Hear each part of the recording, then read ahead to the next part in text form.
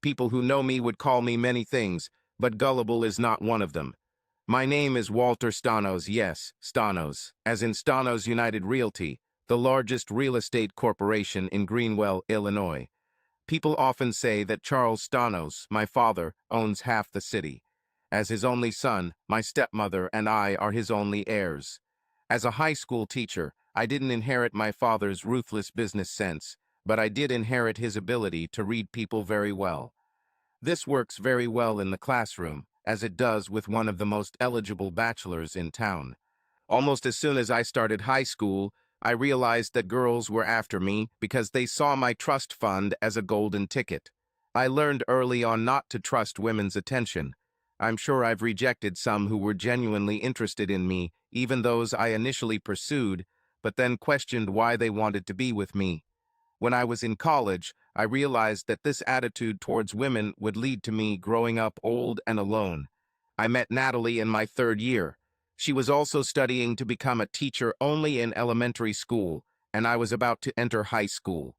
When I first saw her, I completely fell in love with her. She had such an exotic look, as if she was either part Hispanic or part black. Height 5 feet 7 inches, dark skin, long curly black hair, full lips, breasts at least D and toned legs, the definition of muscles visible from her calves to her upper thighs in the short shorts she wore. I admit, I became shallow the moment I approached her, thinking that even if she just wanted me for my money, it would be worth it if I slept with her one day. Natalie didn't recognize me because I was from out of town and didn't fall for my stupid pickup line. I was refused, just like a vegan was offered a T-bone steak. However, I didn't let it end. I saw her at a party a month later. Luckily, I was relatively sober. I put on my charm, apologized for being rude earlier, and asked if there was anything I could do to prove I wasn't such a jerk. She said dancing with her would be a good start. It was just one dance, and I didn't try anything other than asking for her number after. She refused, but said to say hi if I saw her around. A week later, I spotted her in the cafeteria and insisted on buying her lunch. Our conversation was going so well that we both skipped the next class. That's when we learned that we both wanted to be teachers, and we had many other similar interests, such as outdoor activities and camping. I also found Natalie to be one of the nicest people I have ever met. I think it was there, over a cold burrito, that my passion began to turn into love. I finally got her number, and we had our first date that evening. She apologized for not being ready to invite me, but I was absolutely delighted. A month later, we were already discussing the possibility of living together. My father, of course, was skeptical when I told him that Natalie was the one and that I was going to propose. My mother died when I was 10. Dad already had wife number 2, who divorced him after I went to college. However, my dad kept the engagement ring he gave my mom and promised her that I could have it when I was ready. After 9 months of dating, Natalie finally met my father and was shocked to learn that I had enough money in my trust fund to retire. Although I allowed my dad to pay for my education, I worked part-time to support myself. Despite my upbringing, I preferred the simple life. Perhaps that's why I love hiking so much. Dad, of course, very quickly warmed to Natalie. I didn't like that he was ogling my girlfriend, but I liked that he took the time to really talk to her and see what I saw in my potential wife. Before we left, he spoke to me privately and gave me his blessing, but insisted that his lawyer draw up a prenuptial agreement. Money wasn't a big issue for either of us, so I didn't want to push the issue. A month later, on Valentine's Day, I proposed over dinner. Natalie squealed, she was so excited, and cried as she put the ring on. We spent the entire morning cuddled in bed, naked, completely content. When my father raised the issue of a prenuptial agreement during wedding plans with Natalie's parents, her father flew into a rage. I really thought the two fathers-in-law would start throwing punches. In fact, I didn't hear from Natalie for 3 days after that. She ignored all my calls and messages, making me think that the wedding was canceled. When Natalie finally contacted me, she asked if I thought she wanted my money. I told her that of course not. Natalie then said that she agreed to sign the agreement. The wedding went off without problems, and the feud seemed to subside due to the agreement. However, my father getting drunk and flirting too much with Natalie's mother, who reminded me of Hal Berry in appearance, did cause some controversy. Natalie was disappointed that her best friend Travis, whom she hadn't seen since we started dating, couldn't make it. Apparently, he was doing relief work in Africa and was unable to leave. He sent a birthday card with a photo of him on an elephant, which Natalie kept next to her bed. After that, things settled into a routine. We both graduated, got teaching jobs in the same area of town, and bought a house with money from my trust fund. It was planned that Natalia would work for a year, and then we would start a family. Things got hectic as the year progressed as we were both teaching, but we always found time to date, and Natalie was willing to start fooling around anywhere. We never did anything too outrageous as teachers. We weren't about to risk our careers over some public scandal. Natalie was the love and passion of my life. Since we both had the summer off, I was expecting a real sex fest while we worked on getting pregnant. I was right about the first part, but Natalie wanted to wait another year. She was not ready to leave teaching for even a year, and since neither of us was yet 25 years old, we had time. They trusted me again and bought a cabin on a lake about 4 hours outside of town. It was quite secluded, with most of the cabins located on several acres of land. This meant that other than the boats on the lake, we saw almost no one while we were there. There was a public picnic area and restroom shower area, but the only person we encountered, there was a park employee restocking the toilet paper. That first summer, we spent 2 weeks camping, then 2 weeks at home, and so on throughout the summer season. We discussed going somewhere else, but decided that just being in nature and having sex outdoors frequently was enough for us. The next school year went even better than the first. As before, it was hard work, but we both really loved what we did. I've heard that if you put a marble in a jar every time you have sex in the first year of marriage, and then take one out every time you have sex after, the jar will never be empty. This definitely didn't happen for us. Our libidos were still high. I thought that I was the happiest person in the world. Just before the end of the school year, I was stunned when Natalie traded in her car for a van. Carrying camping gear around in one of our tiny sedans was getting really cramped, but I expected we would upgrade our vehicle to an SUV or pickup truck. The fact that Natalie did this without consulting me was surprising and made me a little angry. However, I quickly calmed down when she seduced me in the back of the van and told me as she drove me backwards that it was the perfect family car. As we hugged in the back seat, she confirmed that she would stop taking birth control pills at the end of the summer and would aim to finish the next school year and begin her maternity leave next summer. This time, I think I screamed with joy and began to love that damn van, which I ended up driving all the time because of what it symbolized in that moment. My first trip to the cabin made me really appreciate our new van. We could easily take everything we wanted for the entire summer without feeling claustrophobic. A week before our second trip, Natalie was more excited than ever. Her friend Travis was back in the country for a short time, and she invited him and her friend Rochelle to join us at the lake for a couple of weeks. Although our cabin had a master bedroom with a queen bed and 2 other bedrooms, I was a little disappointed that I wouldn't be able to have some alone time with my wife. I also thought it would be better for them to make up for lost time in the city. And why was Rochelle needed? She was Natalie's friend from college, but not one of her closest friends. We usually spent time with couples similar to us, although we were the only ones without children, while Rochelle was a little younger and never seemed to have a boyfriend for more than a month. Natalie said she wanted someone else there so there wouldn't be a third wheel. It seemed logical to me. A single, attractive woman for her single, attractive friend.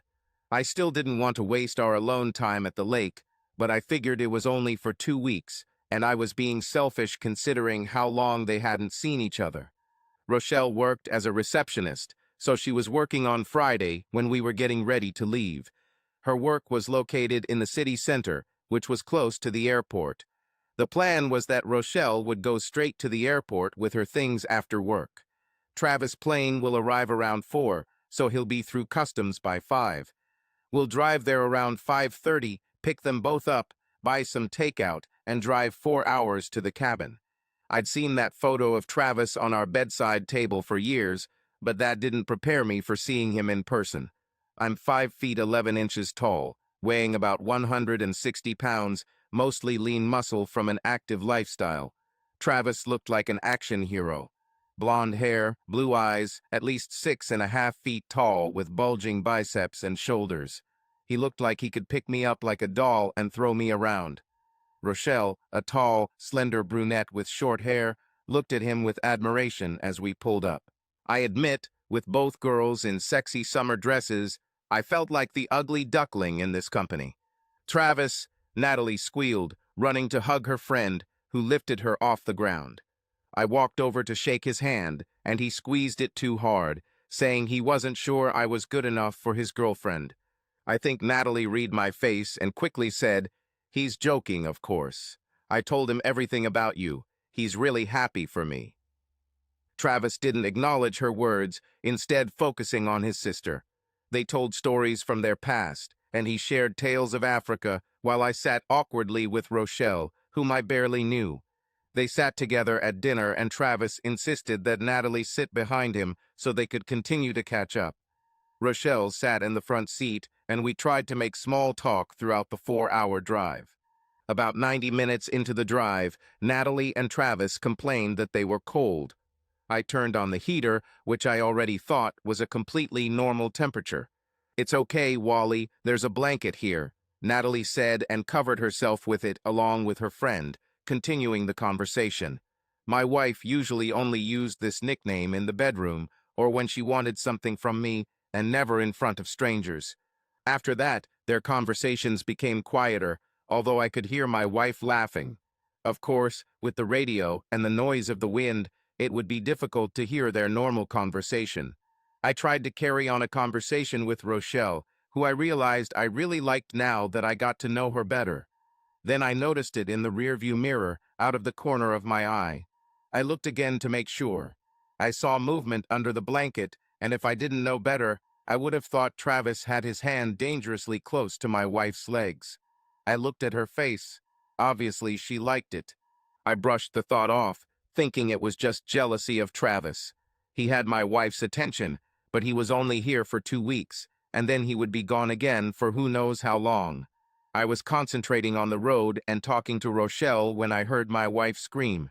I quickly looked in the mirror, and it was obvious that they were hugging, but of course it was friendly. My wife was very tactile and hugged even our male friends all the time. Of course, if I didn't know my wife so well, I would probably suspect that something intimate was going on. "Hey, I'm tired after the flight. I'll just lay in the back," Travis said loudly so I could hear him clearly, having not heard a word from them for the last 20 minutes. "I'm tired too, it's been a long day," Natalie said, her voice out of breath. "I'll join you.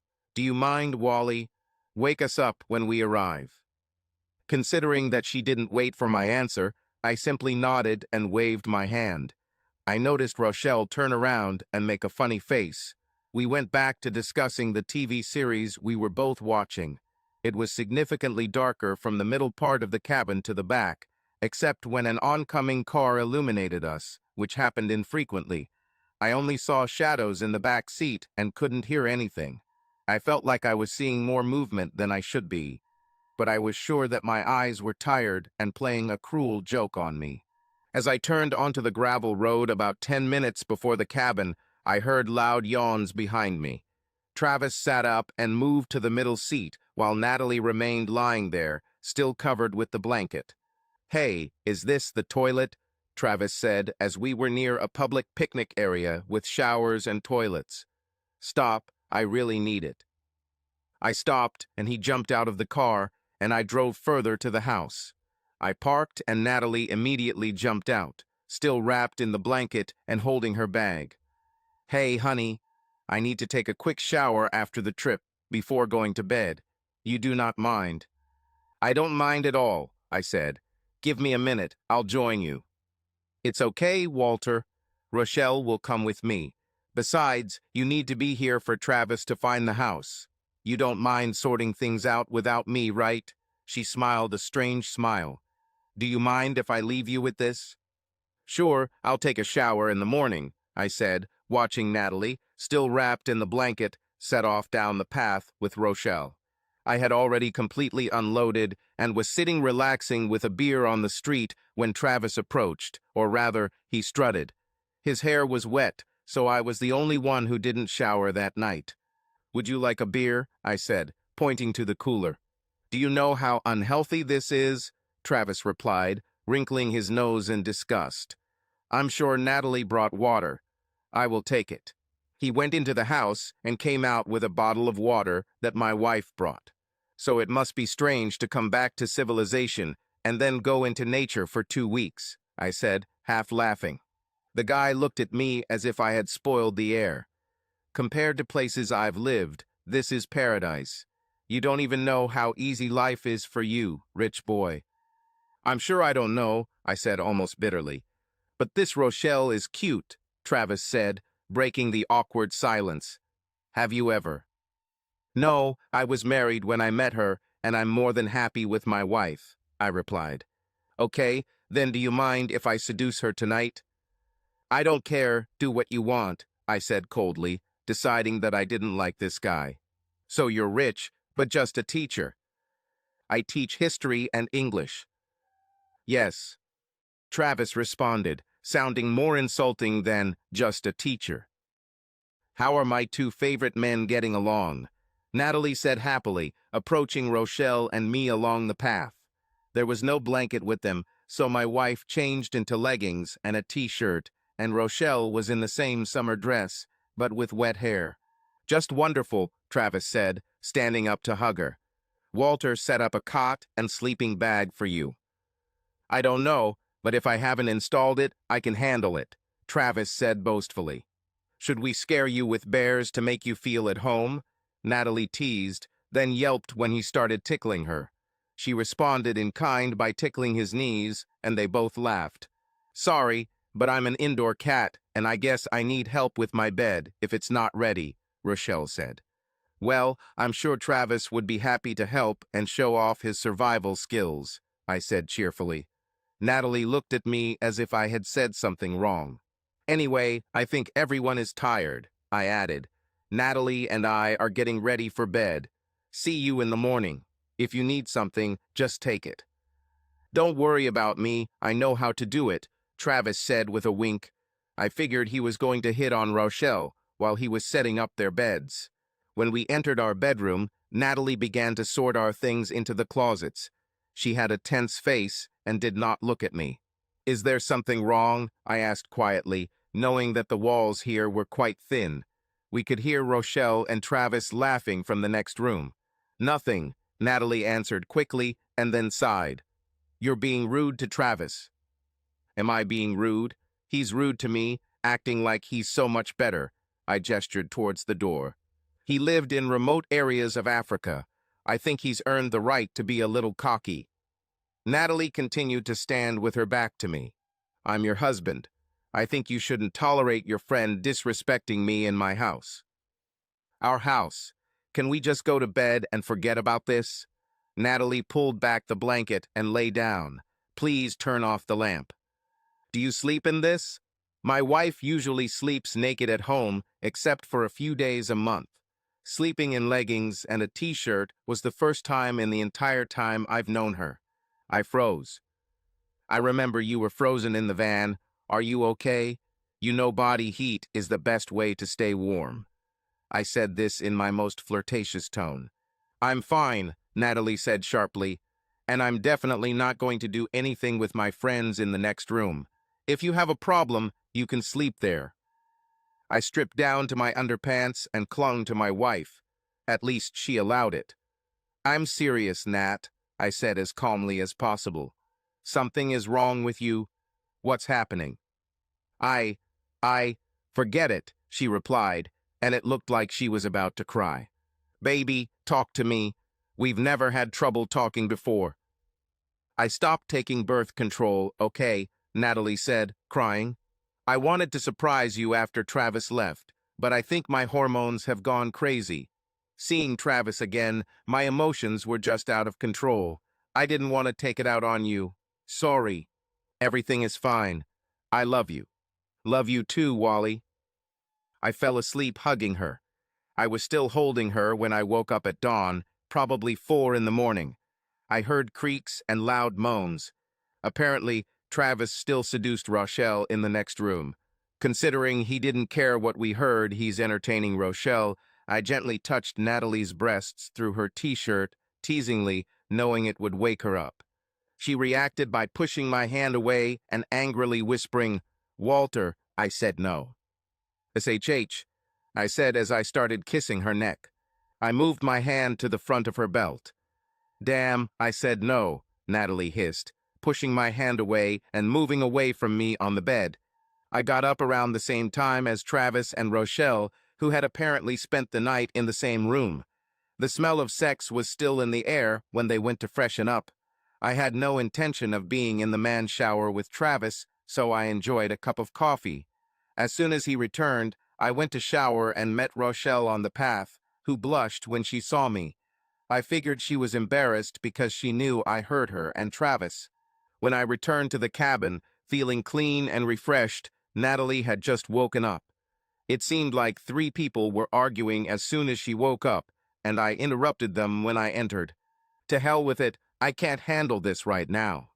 "I'll go for a walk," Natalie said, looking at me angrily as she passed by. "Darling?" I said, holding out my hand, not knowing what had upset her so much. "Not now, Walter," Natalie replied sharply and slammed the door, leaving the house.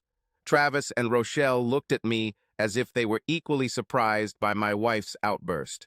"I better go get her," I said, and Rochelle nodded. "No, it's my fault," Travis said.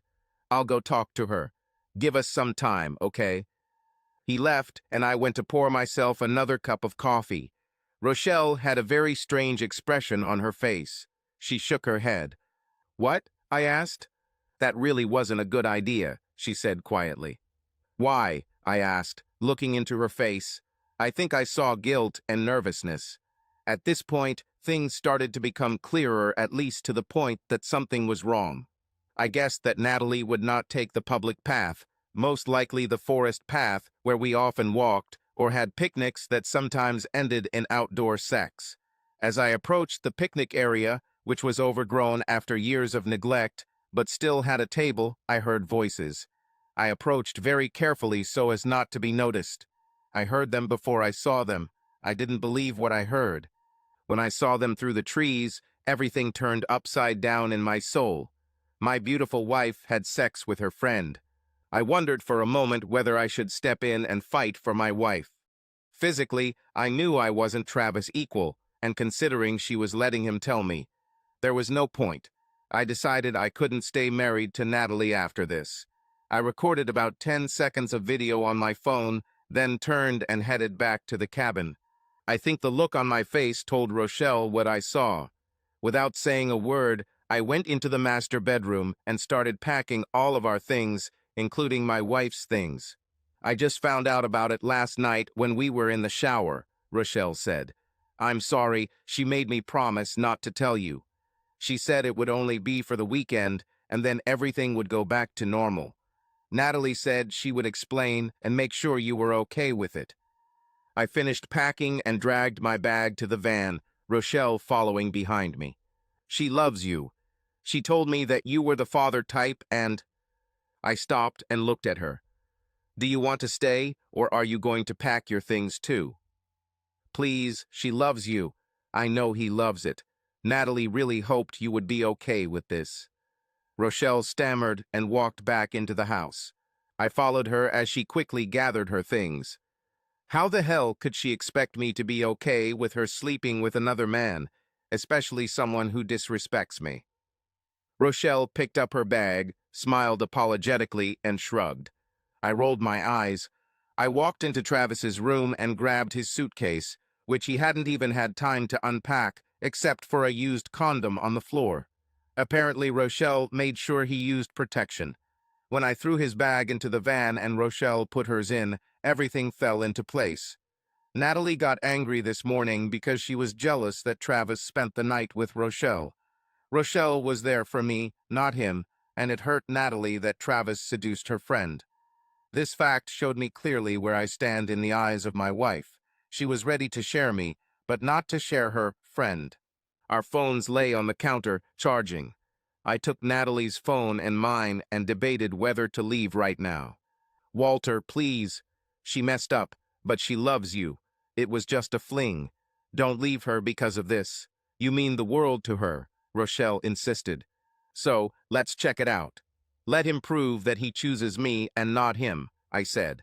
If she chooses me, I'll give her a chance, with counseling or whatever. But if she chooses him, I don't want anything to do with her anymore. I told Rochelle my plan, including what I was going to do if she chose Travis. Honestly, even if Natalie chose me, I wasn't planning on working on the relationship, but I wasn't going to tell her friend that. Rochelle was silent and then said, "Okay, I agree with your plan. If she chooses him, honestly, I wouldn't want to be her friend anymore, so it doesn't matter. But I repeat, she loves you, and no chance that she will not choose you." I cut the thigh with a small kitchen knife. It was a barely noticeable scratch, but deep enough to draw blood. Rochelle took a towel and added some raw steak blood to make the stain bigger. I wish she had thought of that before I actually hurt myself. She held the towel against my thigh as we waited for the lovers to return. As soon as we saw them coming, I started screaming. "What's happening?" Natalie said, looking really flushed and guilty. I didn't see any alarm on her face, although perhaps I saw what I expected to see. "It's nothing. Your friend is just overacting," I said, barely containing the pain. "This is no small thing, you need stitches," Rochelle said sternly. She looked at my wife. "Walter stepped on a rotten board and hit a nail, which tore his muscle. He needs to go to the doctor. The closest one is in Willowfall, an hour's drive from here." "You have the keys, so you can drive him," Travis said, adding with a grin, "Hurry up so he doesn't have to have his leg amputated." Rochelle said and looked straight at Natalie. Natalie looked at me and then at Travis, who raised his eyebrows at her. "Well, Wally says it's not that bad. I can cook a great breakfast before you get back. Okay?" The disappointment on my face was completely genuine, and Natalie looked away. "Natalie," Rochelle said in complete bewilderment. "Take him and call him if it's serious," Natalie said quickly, following Travis into the cabin without looking back at me. Rochelle pretended to help me into the van and then drove off. She shook her head. "I cannot believe it. She didn't even check how serious the wound was, didn't even wish you a speedy recovery. I'm so sorry. I can't believe he has so much control over her." "Wait, stop here," I said when we reached the shower station. "Turn left and follow that road. It leads right behind our house." "Are you still serious about doing this?" Rochelle asked. "Revenge time for the lover boy," I chuckled. We parked around the bend and approached the house quietly. Rochelle and I approached cautiously. As I expected, we already heard groans and sighs. From the sounds of the bed creaking, they were in the master bedroom, just as I thought. To be sure, I opened all 3 bedroom windows before reenacting the injury. There was a long shovel against the back wall, which I carefully took along with the axe. When I returned from the forest after catching the lovers cheating, I noticed a nest of wasps in a tree. Rochelle remained at the back wall of the house, holding Natalie's unlocked phone. With one movement, I knocked down the nest with an axe so that it fell onto the shovel. As the angry insects began to circle, I turned around and, like a lacrosse player, threw the nest through the open window onto the bed. Some kind of miracle, I only got one bite on my arm. Judging by the screams, Travis and Natalie weren't so lucky. I heard their screams, then the sound of the house door opening, more screams and splashing when they jumped into the lake. I slowly walked towards the van, expecting Rochelle to quickly take a video and run back to the car. Considering how long she was taking, I was worried that she had changed her mind or that Travis had done something to her. "Rochelle, you're a fucking bitch. Is this what you're doing?" I heard Natalie scream. "I will kill you both. Do you even know who you contacted?" Travis growled angrily. At that moment, I saw Rochelle rushing towards the van, laughing. She had a pile of clothes in her hands. I ran after her, and we jumped into the van and quickly drove away. There were clothes on the floor that Travis and Natalie were wearing when we left them. These idiots took off their clothes right outside the door and left them lying in the kitchen. I didn't see any wasps inside, so I just grabbed it after they ran out and jumped into the lake, Rochelle said with a proud smile. I smiled back, imagining their reaction when they realized that I had all their clothes and towels. Did you make a video? Rochelle held Natalie's phone, smiling. I smiled back. Damn, I can't believe it worked. My excitement quickly faded when I realized that it worked because my wife was so caught up in sex with her friend that she didn't notice my bleeding leg, which could have been serious, or didn't notice that I had packed up all my things. After 2 truly happy years together, I meant no more to her than some ex-lover. Hey, you're a good guy, Rochelle said, touching my shoulder. You didn't deserve this. It's not your fault, you know. Except that I wasn't good enough for her, I said sadly. Except that I have a rich father and a big trust fund. Listen, Walter, Nat and I weren't as close as we used to be, Rochelle began. But we were close when you first started dating. I know she just ruined your relationship, but she really was crazy about you long before she found out about your father and how much money you really had. She was talking about this cute guy who was funny and very nice, and I never heard her complain about sex with you, and she was the type to complain. Long before you proposed to her, she knew you were the one. I chuckled coldly. So you think I should give her another chance? Just knowing that your wife is a good friend of mine, if I saw you with a towel full of blood, I would want to go with you to make sure you were okay, Rochelle said and shook her head. When you suggested this, I thought, how stupid. Of course, she will go with her husband for treatment. What will this prove? How did you know she would stay with him? I sighed. I did not know. I know his type. He would think it would be a great opportunity to stay alone with Natalie in the cabin for a few hours. I was really hoping she would come with me, and then I could talk to her. I knew if she stayed it wouldn't be worth it, and she really meant it. What do you mean? Rochelle asked. I quickly opened the photos and handed her my phone so she could see the short video I took. Rochelle put my phone down. She was silent for a few moments, then said, Listen, although I know what he meant, I'm sure for Natalie it was just words in the heat of passion. We say things like this in the moment without thinking, basically what we think the guy wants to hear. I told you, she never complained about sex with you. But she didn't brag about how amazing it was, did she? I said bitterly. She must have said something about him. I mean, you slept with him last night too. Did you want to check if what she said was true? It was a mistake. Yes, he looks amazing and was flirting with me before you arrived. Okay, Natalie said last night that he's not the guy for a relationship. He's a guy for sex. I don't need to hear this. We heard you last night, the walls are thin. You need to hear this. I think it's all in her head, just a tale of long-lost forbidden love. If I were to rate him on a scale of 10, it would be a maximum of 6.5 and 0.5 purely for his appearance.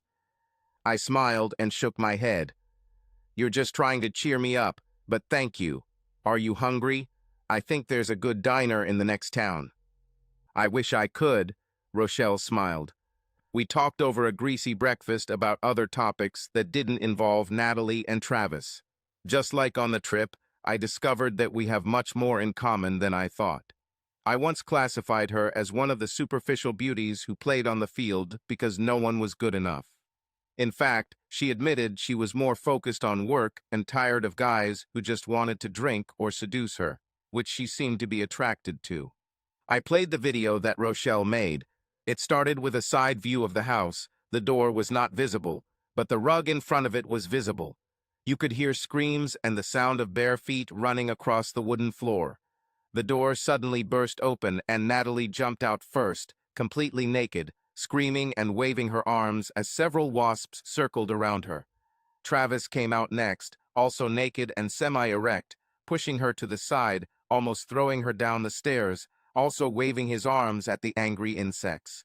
Both ran to the pier and almost simultaneously jumped into the lake. Rochelle can be heard laughing as two heads emerge from under the water, and looked directly at her. Their faces changed from fear to anger. Natalie glared at Rochelle, screaming, "Rochelle, you're a fucking bitch. Is this what you're doing?" And the video stopped. "Pretty good photography skills, huh?" Rochelle said, looking over my shoulder with a grin. "I'm guessing you have a devilish reason why you wanted me to use her phone and not mine." "Not diabolical, just a little fairness," I replied with a grin. I opened Snapchat, edited the video, added the caption at the bottom, "Swimming naked with my lover while my husband is not around," and posted it. I'm sure some of her family, friends, and colleagues will see this before it is deleted. This should be enough to get her fired from her job. I'll leave the real incriminating video for my divorce lawyer. Thank God I have a reinforced concrete marriage contract. We continued on our way, and 20 minutes later, Natalie's phone lit up with messages. I turned it off and continued getting to know Rochelle. We had been driving almost 20 minutes into town when Rochelle suddenly went silent. I turned around, and there was a strange look on her face. Something was probably bothering her. I thought it was guilt for helping ruin her friend's career and possibly her personal life. I decided not to ask. "Walter, I lied a little," Rochelle said. "Fine." I got a little tense. Was she in cahoots with Natalie from the start and just pretending? My trust in women was pretty low at that point. I know you understood from my hint that when Natalie confessed what was going on between her and Travis in the shower, the reason for my presence was to seduce you. She wanted me to do this, and then she would forgive you, but only if she could have fun with Travis. I nodded. Yes, I understood that she expected us to get together while she was with him. I just didn't understand the part about seduction. It wouldn't have worked then. Yes, I told her that, but she said it would work, and that Travis would help by getting you very drunk that day. When he came into my room and started kissing me, Walter, I hoped that if I gave in, he would forget about Natalie and stay with me. That's why I didn't mind when he insisted on going to his room next to yours so you both could hear. This way your marriage would not be in jeopardy. If the van was the only case, even if you found out about it, I'm sure you would forgive her. In the morning, Natalie yelled at me that I ruined everything, and that you wouldn't want me after hearing how Travis entertained me all night. Why are you telling me this? I felt a little bad about what she said. Listen, a guy like Travis goes for quantity over quality. Even if there were 2 other women there, he would try to seduce them all and still go after Natalie. Guys like that only feel good when they do stuff like that. I'm telling you I lied. You really like me, especially after I got to know you better. Honestly, the only reason I was with Travis for you to hear was because I didn't want your marriage to end, but after what she did, she doesn't deserve a second chance. But you deserve it, Rochelle said. What do you mean? I mean, if both were available, I would choose you over Travis without question. Now that you are going to be free, I want to go to your home. I want to have sex with you if you're interested. My eyes widened.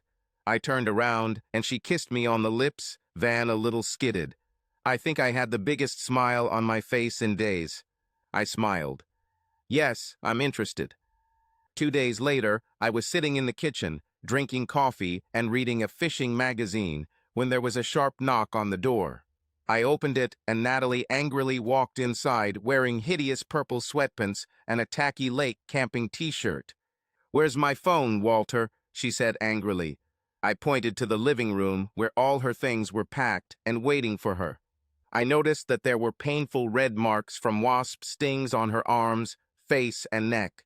There were also fresh hickey marks on the neck. "You had to pull this damn prank without waiting for me to explain," Natalie hissed. "Instead, you post this damn video with a baseless accusation that probably cost me my job. And you leave us without clothes, phones, and money.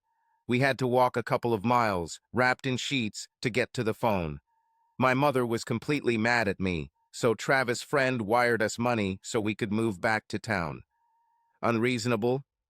I said coldly and turned on the video of them having sex so that she could hear my words. Her face changed and I saw guilt, but there were no tears. "Wally, you don't understand. This was only supposed to happen once. Rochelle should have seduced you and everything would have been fair. How could you be so stupid? I told you I won't do this, said a female figure from another room. Natalie looked on in shock as Rochelle walked into the living room, wearing one of Natalie's robes and apparently nothing underneath. What is she doing here? Natalie said coldly. None of your business, I shouted. You lied and cheated on me. She didn't show me any respect as her husband, so we're breaking up. You signed a prenup, so you won't get anything for cheating, although I'll let you keep the van. After what you did to him, I don't want to see him again. Please, Wally. I made a mistake, but I love you. It only happened once, it won't happen again. Besides, you had fun too, right? Natalie started crying. I love you, not him, please. It's official, Rochelle said, crossing her arms. I just stayed to console a friend who is experiencing his wife's betrayal. Good luck proving something more.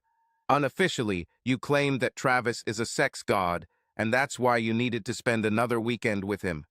Well, I was with both of them for 24 hours. Perhaps if you did the same, you would realize that Walter is twice the best lover. You're a bitch, Natalie stopped mid-sentence, her eyes widening. I noticed that Rochelle did the same, her mouth opening to scream. Before her scream could be heard, the wind was knocked out of me as I was roughly tackled from behind, falling to the floor with a crash. Travis, don't hurt him. Natalie screamed over Rochelle's scream as blows rained down on my back. Do you even know who you messed with? Travis growled, flipping me onto my back. I managed to knee him in the groin, causing him to gasp in pain. I pushed him to the side so I could start to get to my feet. I saw Rochelle holding the phone, probably calling 911, and Natalie had already disappeared. When Travis came towards me again, I tried to punch him in the face, but he pulled away and the punch landed on his shoulder. I tried again, but he parried my blow and then hit me hard in the stomach, bending me in half. In addition to his strength, Travis clearly had some martial arts training. I was out of breath and didn't have the strength to push him away. I started seeing spots in front of my eyes as I started to lose consciousness. Right before I blacked out, I heard a loud crack that sounded like a gunshot. The next 2 months passed in a blur. I regained consciousness in the ambulance taking me to the hospital with Rochelle holding my hand. Natalie grabbed the gun from our safe and shot Travis before he could strangle me. It hit him right in the head, so he died instantly. When I was questioned at the hospital, I was asked if Natalie could have been aiming at me, and I said I didn't know. Details of the infidelity, a video of them having sex, and my revenge video were handed over as evidence. Police arrested her for questioning, and she was eventually charged with attempted murder and manslaughter. There was enough evidence and motive that Natalie and Travis came to the house to kill me, and she killed him by accident. Natalie was left in custody because no one gave her money for bail. However, at her hearing, the prosecutor was convinced that she shot her lover to save me, and the charges were dropped. When she was released, the clerk from my lawyer's office handed her the divorce papers. She did not challenge the prenuptial agreement, which stated that if Natalie cheated, she was only entitled to the money and assets she brought into the marriage. She returned to her parents, where all her things had already been sent, including all our photographs, including the wedding ones. I didn't want to see them anymore. As soon as the divorce was finalized, Rochelle moved in with me. I've made it clear that I want an exclusive relationship, but I don't know how I feel about remarriage. Rochelle said it was just a legal formality, and living with me was all she wanted. After no contact with Natalie after the confrontation, 3 weeks after our divorce was final, her father called me and said Natalie wanted to talk in person. She chose my cabin as the location on Saturday, as the school year started again, at least for me, since no school district would hire her now. I agreed, although Rochelle was very worried that it was a ploy to get her claws into me or kill me. I told Rochelle that I would never betray her, and Natalie could easily kill me if she wanted to already. Eventually, Rochelle compromised, and I took her to a diner about an hour away from the cabin. When the conversation ended, I came to pick her up, and we left together. When I arrived, Natalie was sitting on the step, wearing old ripped jeans and a loose blue blouse that looked 2 sizes too big. I couldn't help but notice that she was driving an old hatchback and not a van. Her face had filled out a little, and her hair was now cut very short, almost like a buzz cut. And yet I thought she was beautiful. A little out of the way to do that, don't you think? I said. I wanted to make sure the place was far enough away that we would both want to end the conversation. Natalie said. I pointed to her head. I like new clothes, completely different from what you wore before. It was actually a necessity. Let's just say the incident happened while I was in custody awaiting a hearing, Natalie said flatly. Look, since you have a lot of time to think about everything, I don't blame you for your reaction, not even the wasps. Natalie smiled forcedly. Now I know that I hurt you more than you hurt me. That's why it was so important to talk about it. I turned around and looked at her car. This is also new. Yeah, well, I had to get rid of it for the same reason you didn't want it. Too many memories. Natalie stood up and shrugged with a nervous smile. Maybe we can do this somewhere more comfortable. Instead of going in, we sat at a table on the terrace. Natalie continued to look at her hands. I saw that she was still wearing her wedding ring. I took mine off the day she killed our marriage. Wally, I can't put into words how sorry I am. Nothing should have gone the way it did. How was it supposed to go? I coldly said. Well, yeah, that asshole got his way, and your girlfriend seduced me, so I'm okay with that. No, wait, you entertain him behind my back, and then your girlfriend seduces me like it's my fault, and then you have sex with him to get back at me. If I had my way, you would never know, Natalie said quietly, but Travis said it would be better this way. After thinking about it, I know that he didn't care about my marriage. He just wanted to humiliate you and made sure that I kept my promise. He just wanted Rochelle there so he could use her against you. So, you and Rochelle are together now? Natalie wiped her eyes. We live together. She's waiting for me at Peggy's diner now. Natalie made a strange face and shrugged. I will give this house to you. Rochelle isn't much of a camper, and I didn't feel like going back after that trip. You can keep it or sell it and keep the money as you wish. Natalie half smiled. Thank you, I'll sell it and use the money. To be honest, I didn't really like camping either. A little lie to make you love me more. I really enjoyed doing these things with you, but it was because I was alone with you. I think if that's all, I have to go. I really hope you have a good life, Wally. And if things don't work out for you with Rochelle, I hope you find me. If I'm free, at least we can quickly reminisce about the good old days. Thank you, I said sincerely. When she got in the car and drove away, I felt like I had finally closed that chapter of my life. Looking back, I don't think there was anything I could have done to prevent the end of our marriage. Travis manipulated Natalie too much. It would have happened one way or another. I began a new phase of my life. I found a life with Rochelle, who knew how to make me feel completely loved without physical intimacy. Don't get me wrong, sex with Rochelle is great, but I didn't realize until she did that Natalie needed physical intimacy to express her love. As I moved on with my life, I really hoped that she could do the same. Subscribe to our channel so that your love doesn't cheat on you, and go ahead and listen to the next story, because this story is nothing compared to the next one. If you're under 18, don't even think click to the next one.